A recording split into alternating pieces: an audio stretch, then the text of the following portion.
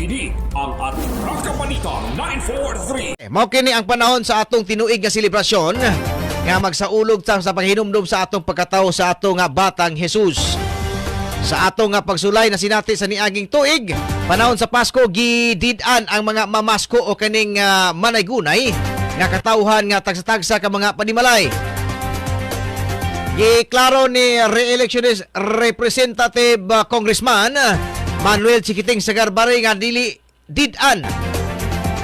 Usa, nausab kita sa alert level 2 ug halos tanan mugawa sa panimalay ang kampante na kay adunay bakuna. Dogang pa ni Congressman Sagarbari nga malipay po siya nga adunay mo magkanta. Doyog ang instrumento nga gigamit apan labaw sa tanan, importante magsunod na gyud sa gitawag og health protocols og bakunano kining manay gunay. Ani ang pamahayag ni Congressman Sagar Baria.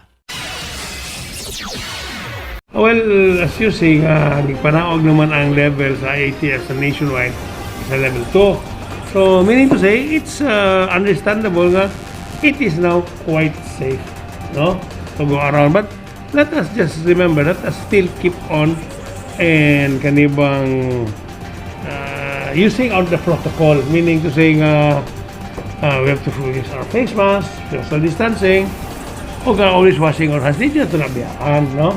Let us we have to continue that. Pero especially po karon nga we are already starting to have the booster shot to especially the 65 persons and above, and even karon katong gitawag mga frontliners panagaan naman itong booster.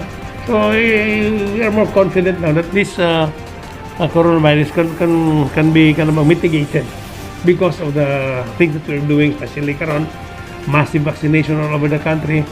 As of when was this? As of yesterday, I think the whole country 90 million kapi na vaccinated. So that's taghan na kayo.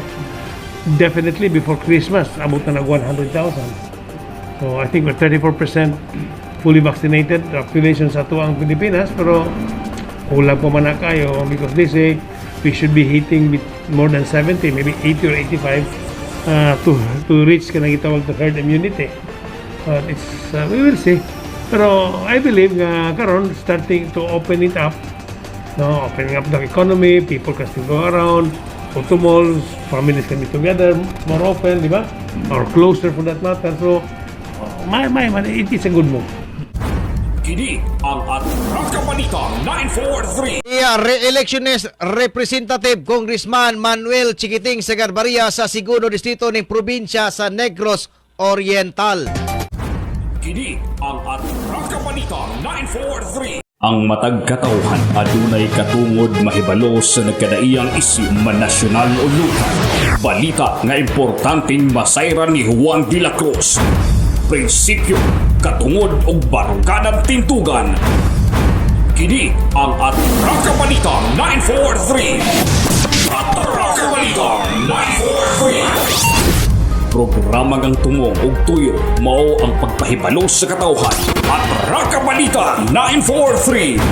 Serbisyo publikong wala ipinili. Atraka Balita 943. Atraka Balita 943. Sa inyong mga radyo, Lunes hangtod Biyernes, alas 6:30 hangtod alas 8 sa buta diri lamang sa pinakapatas nga sibiyahan 94.3 City Light FM at Atraka Balita 943.